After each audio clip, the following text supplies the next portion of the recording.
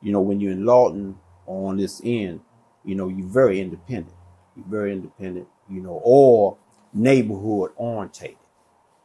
But in the feds, when I first went to the feds, what actually struck me was, you from DC, that's one, and you black, that's two.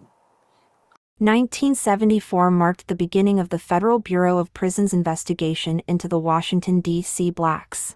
This term was created by the Federal Bureau of Prisons to describe the African American prisoners of Washington, D.C., many of whom belonged to the Moorish Science Temple of America. First of all, I'm proclaiming now, and I proclaimed back then, I was a Moor. And we understood what the color black means. The color black means death, man.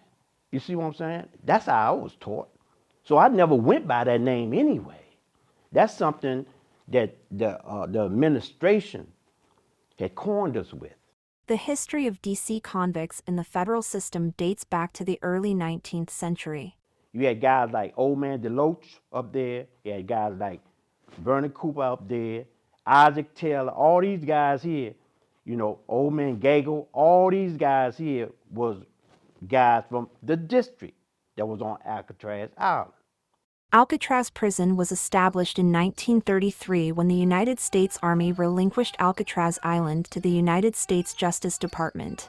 Guys from the district always had numbers because we was always dogged out in the court.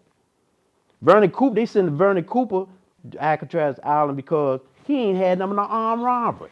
Armed robbery. They sent him to Alcatraz Island. So we always had a disadvantage in the crimes we committed in the district and everything else. Always treated differently. The availability of the secluded island was a perfect opportunity for J. Edgar Hoover to build a super prison to prevent escape and house America's most dangerous criminals, many of whom were on his enemy list dating back to the Red Scare period.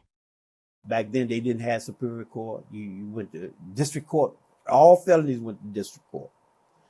So a lot of guys wind up on Alcatraz Island, and from Alcatraz Island all the way up, by the time I got there, it was already established. Now, the history is that we had, the numbers, not only the numbers, were stand-up men. So other racial groups had to deal with us in order to, you see what I'm saying, get the other blacks. During the 1950s, Alcatraz was a stronghold for Washington, D.C. prisoners. There were 35 convicts from Washington, D.C. housed in Alcatraz at that time, which was 10% of Alcatraz's population. They were the most unruly and volatile prisoners in the federal system. Their rebelliousness and willingness to stand up to racism would save notorious crime figure Bumpy Johnson's life. A lot of people didn't know that Bumpy Johnson went to Alcatraz Island. And when he got to Alcatraz Island, they were still trying to hit his head. You see what I'm saying? Now, who was there to protect him? Not just because he was Bumpy Johnson, just because, he was one of us.